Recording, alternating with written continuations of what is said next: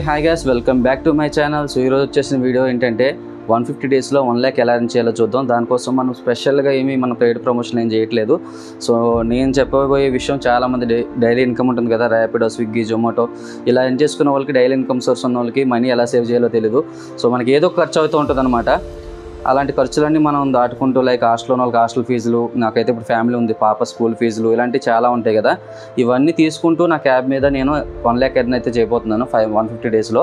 So ఈ ఛాలెంజ్లో నాతో పాటు చేసే వాళ్ళు ఎవరైనా ఉంటే కామెంట్ చేయండి first of all.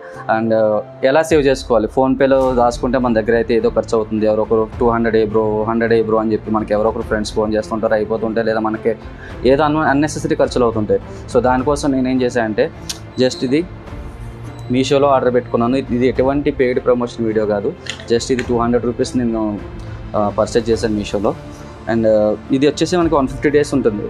Actually 153 days ఉంటుంది ఇది.